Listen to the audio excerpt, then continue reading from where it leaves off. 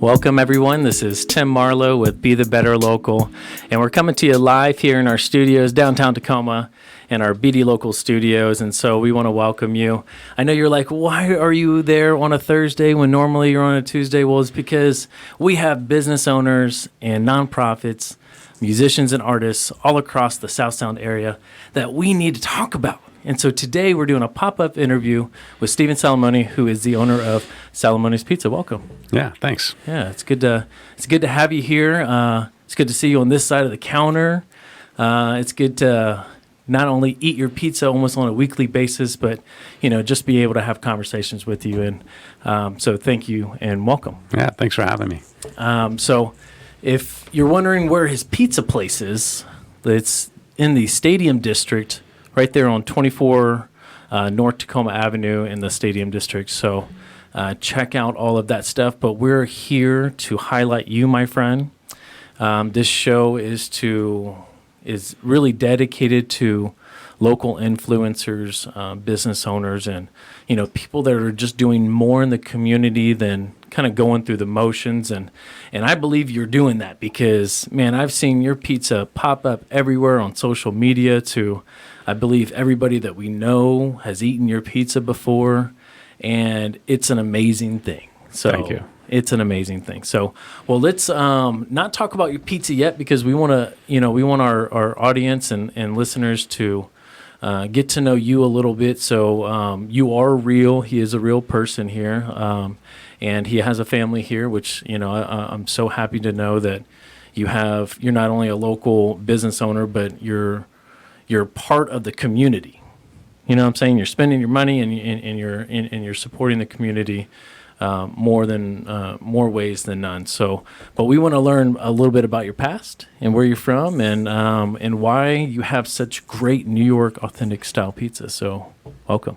Yeah, thanks. So you're asking a New Yorker to talk about himself. Yes. The mic's yours. How much time do we have? Well, we know the owner, so go ahead. You can just go ahead and rip it away. Yeah, so on the back of my menu and on my website, I describe how I grew up in New York on some of the greatest food and especially pizza in the world, my opinion. Of course, that's subjective. But I grew up on that and just couldn't shake it. I mean, I moved to Tacoma. Mm-hmm. I love Tacoma. I love so much about it. Yeah. But there was certainly no real authentic New York style pizza here. And so, I mean, in a way, and I know this is kind of like a little bit of a joke, but in a way it was a selfish endeavor. I just wanted to make a place where I could get a decent slice. Right. There's nothing wrong with that. Right. But, really what I wanted to do was bring that authentic New York flavor, that experience to Tacoma. Mm. So I really kind of boxed myself in, and it wasn't really all that. It wasn't a creative endeavor. Uh-huh. It was more of a let me bring this fantastic experience that I've had all my life to Tacoma and to the folks here. Yeah. And I think it's gone over pretty well. It's gone over really well. At least, like I said, Sadie and I definitely enjoy eating your pies and your, buy the slice as well. And if you didn't know that, you don't have to buy a whole pizza anymore. You can stop by and buy a slice or two or three or four and be on your way. But I've never been to New York, so all I know is kind of like Home Alone or stuff like that.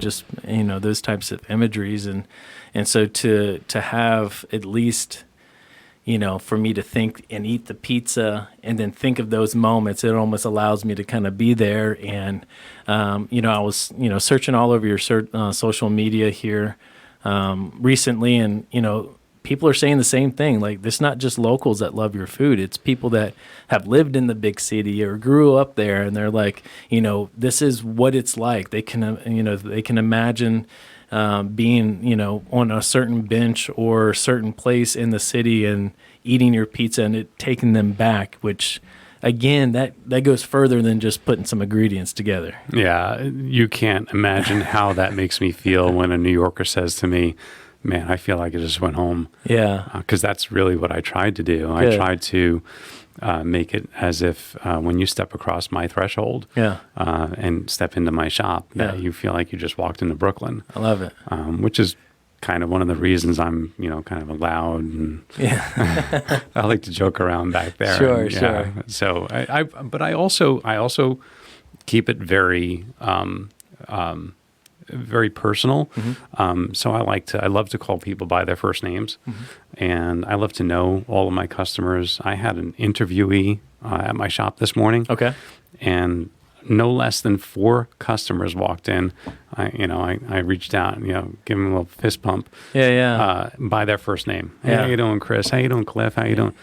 Yeah. And she was kind of, she actually, away. yeah, she was like, hey, you know everybody. I was like, oh, yeah. I Right. try to keep it like that. Yeah, well, I mean, you've done a great job, and I think one of the best ways of building, just long-lasting, great relationships is actually through the stomach. I mean, there's no better way to sit down and have a good conversation when you got some good food right in front of you. But, well, even though that you grew up in New York and you have this experience of just being in the moment and eating all this great, authentic food, that's not what you did for a living. So talk a little bit about prior to actually opening up the restaurant and what you did, because in my opinion, I don't think that you've actually worked or even opened up a restaurant ever. So talk a little bit about that.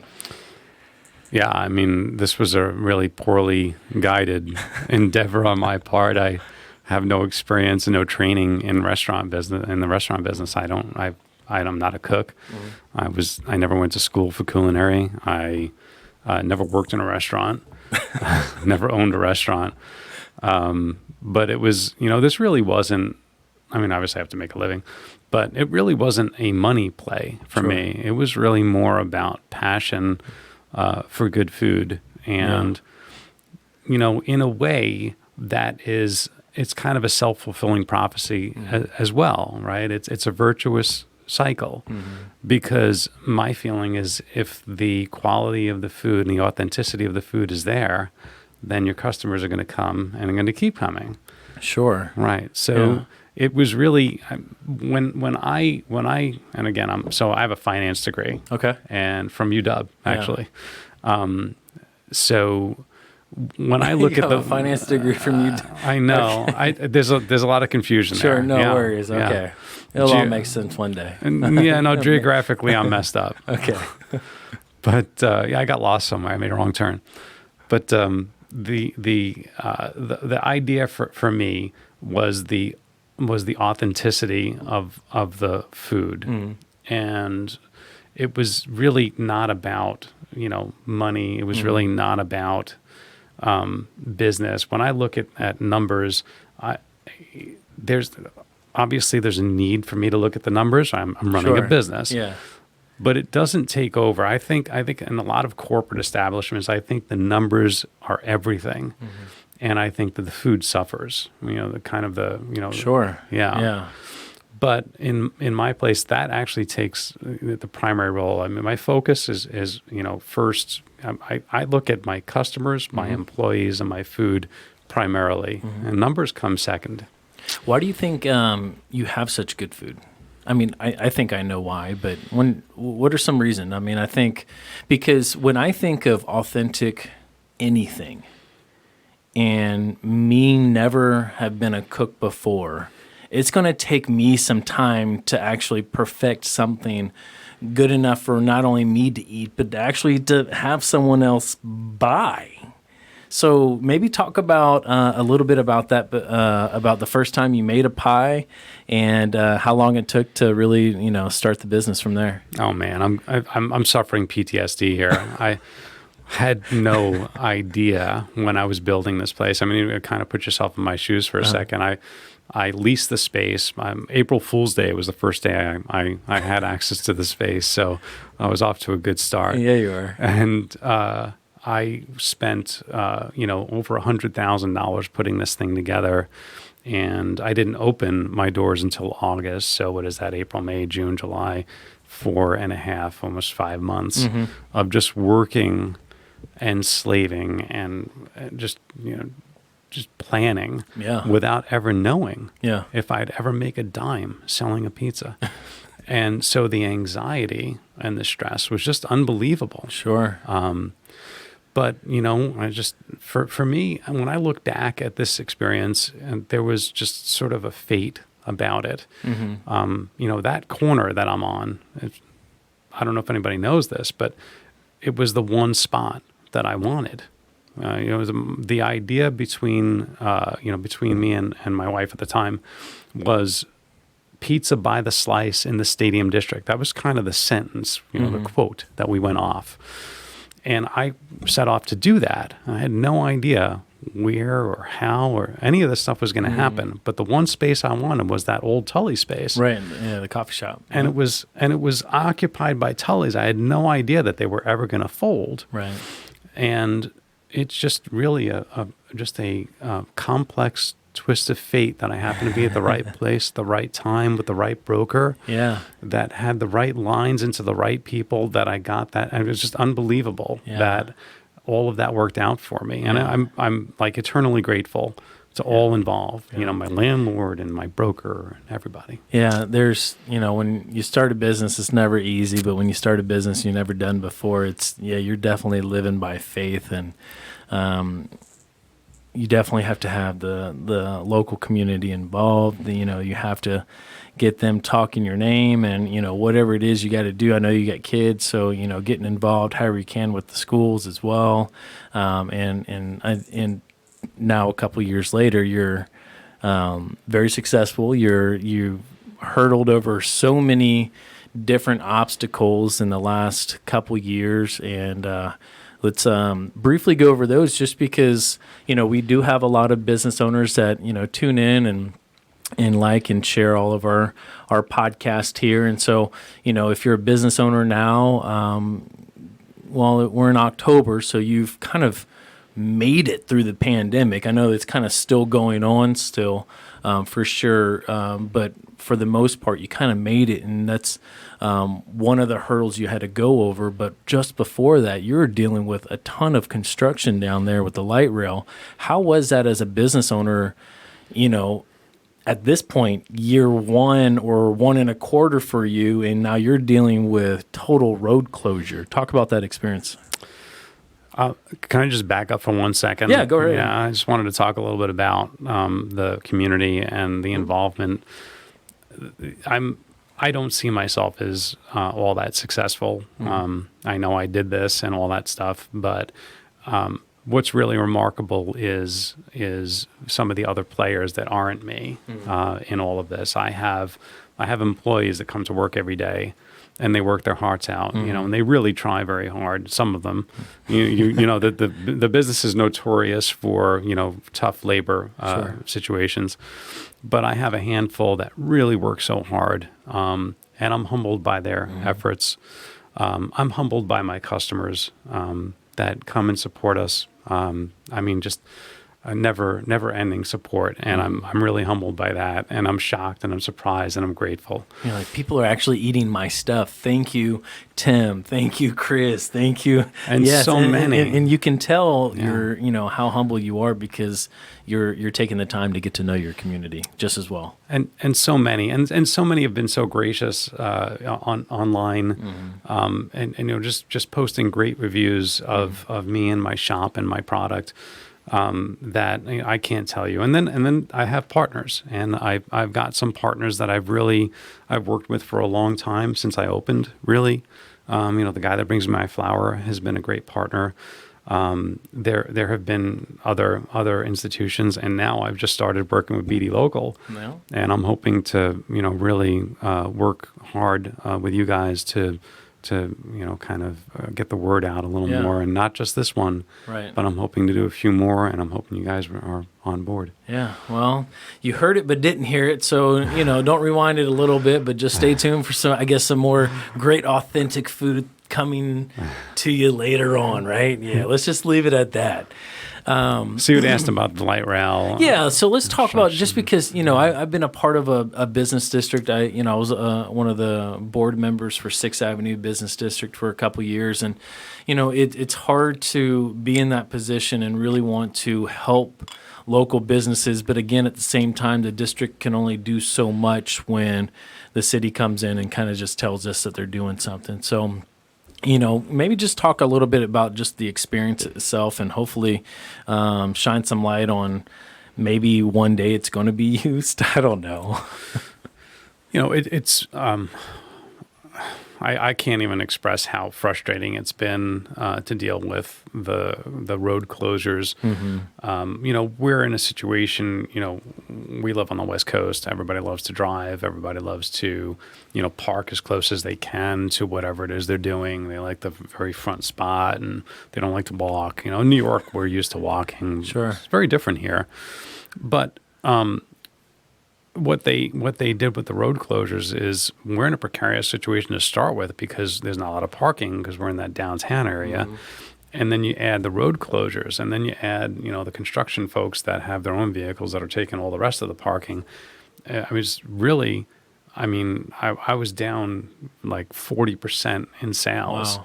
Yeah. And there were some points where there wasn't even sidewalk access to your front door too, right? Because, something like that, when, again, regardless if it's a pandemic or a road closure, you're counting on drive-by traffic and walking traffic to, as part of your sales and revenue. So when all of that's shut down, there's no access. It's really, really difficult. How did you overcome that side of things? As a quick aside, one day I was walking into my own shop on that sidewalk as you're talking about, and one of the construction workers ran up to me. I'm going to compare it to like a rabid dog, telling me that I couldn't be there. Oh wow! And I looked at her. I said, "What are you saying? I'm walking into my own shop." She goes, "What shop?" I go, "Look at the hat." Come on now, give me a break. Yeah. But yeah, it was incredibly stifling to the business. They were basically, almost blockading my customers from getting to me. Yeah, it was for sure. So frustrating. When I looked year over year at, whatever, April, whatever May was last year versus this year, actually it was later in the year, September versus September, whatever. Sales had fallen so precipitously because of what they were doing. And, they seem to act with a certain level of incompetence that I could never get away with, Sure. right? In private business. If I was that incompetent, I wouldn't be in business. Right. But Sound Transit, because they don't actually earn anything. They just steal it and take it from us, at gunpoint. It doesn't matter. Sure, yeah. We've actually had more than one vote to say, like the residents of Pierce County actually said no to this originally, but the voters of King, Sound Transit's really wily. They like to mess things up like that. Pierce couldn't vote on its own because we did say no. Wow. to this project, but King County overruled us, and so that was the vote number one that they got away with. Wow. And forced this on us, and then we voted again and said $30 car tabs, and we're not paying for this nonsense anymore. Right. And again, that's the second vote. Now we said no, Wow. and then they turn around and sued the people. I don't understand.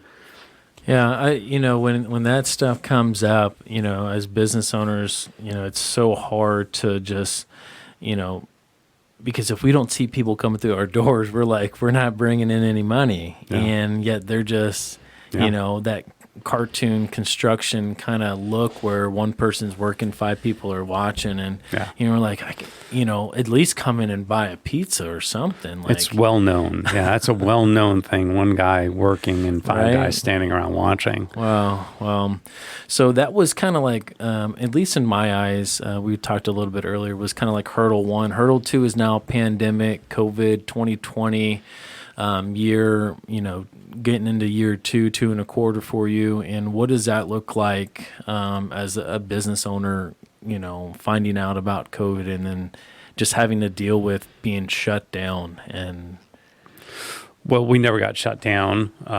We were not allowed to have our customers dine in-house, which was tough enough. Yeah. Because like I said, I love the community Yeah. and my customers. I love to see them. I love to talk to them. I love to call them out by name. Yeah. So that was difficult for me. You know, in a lot of ways, we're very fortunate. We stayed open. Mm-hmm. A lot of my colleagues, competitors, you can call them, but a lot of people that run restaurants were forced to close, and I felt that was grossly unfair. And I look forward to them, reopening and coming back to financial health. Yeah. But we never closed. The pandemic, I think, has been rough on everybody, not just restaurateurs or bar owners. It's been tough on the entire community. And I mean, I stated it on my website when this whole thing started. We're just looking forward to the end of this whole nonsense. Yeah. I had no idea. I don't think any of us knew that it was going to drag out for this many months.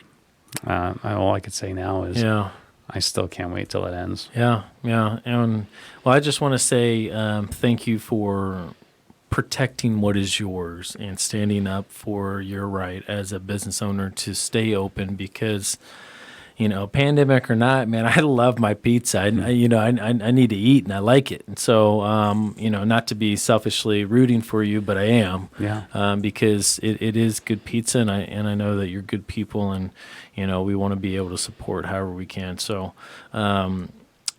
let's talk about your pizza now and what your shop looks like now, because again, we kind of talked about it a little bit earlier. We're still in a pandemic where I feel like, I don't know, we're seeing clear waters maybe a little bit. It seems like more like a normal, weekly turnover, and you're starting to see just your clients and your customers coming back in and out. And so kind of what does your shop look like now? I mean, is it alive and running? And I mean, when I go in, there's always, people sitting down and enjoying the pizzas. Let's just talk a little bit about just the business now and what we're looking at moving forward.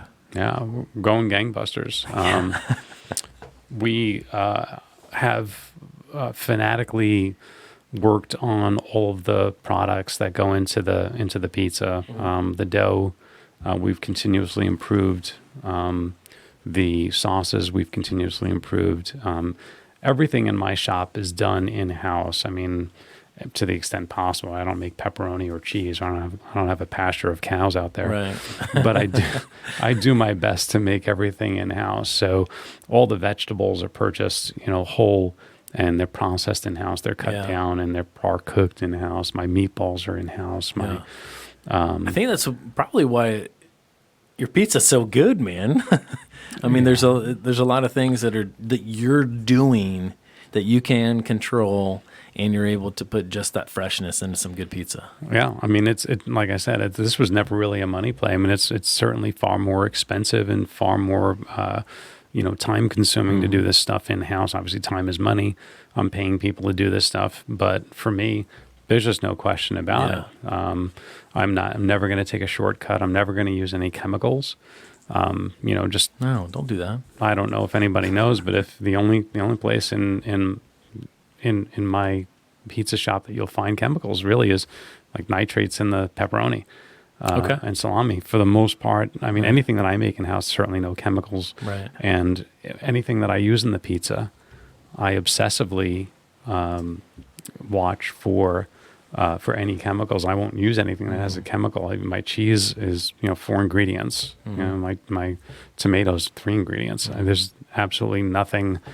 There's no chemicals in anything that we use. And you hand toss your dough. I make it in house every day, at least one batch a day. Yeah. Sometimes 2, sometimes 3, and yes, we hand toss it. Okay. Cool. Well, Stephen, we're going to wrap up here shortly. We want to kind of tell some people before we head out. You'll be doing some trivia coming up, so definitely make sure that you like and follow both of your Instagram and your Facebook pages. And so that's at Salamone's Pizza on Facebook. I'm sure we're going to tag it in the live feed here. And then also on Instagram, it's Salamone's Pizza WA. So WA.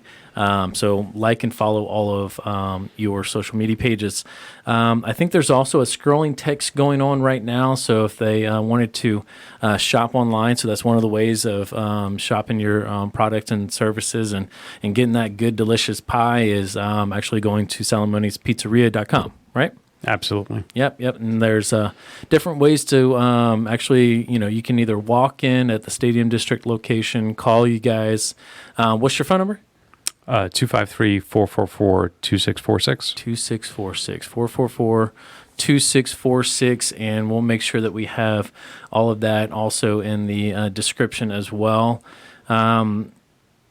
Let's talk a little bit about you got a couple deals going on, and so I'm gonna just put them out there right now. If you didn't know, you can go daily, which you're open up daily, 7 days a week, 11 a.m. to 9 p.m., and you can buy a slice of pizza.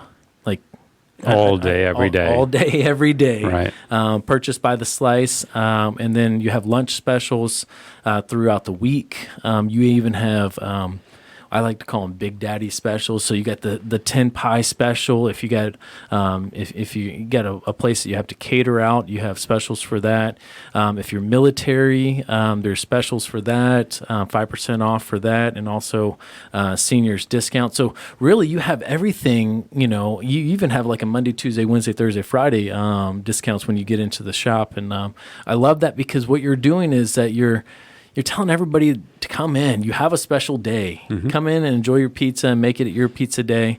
And what I like to say is #eat more pizza, man. Yeah. Because honestly, if you're not a pizza lover, you're the other people, I guess. I don't know. If there was 2 boxes to check. Yeah, that's a very small group. Well, thank you, Stephen, for coming on board. Definitely go check out his pizza shop right there in the heart of the Stadium District. Again, go like and follow all of your social media pages. And before we head out, is there anything else you'd like to tell the audience before we head out? Thank you. Yeah, thank you. That's it. Yeah, thank you for your support. Thank you for 2.5 years of just good, hard local support. And so thank you so much. And until next time, everyone, be the change needed in the world today. We'll see you.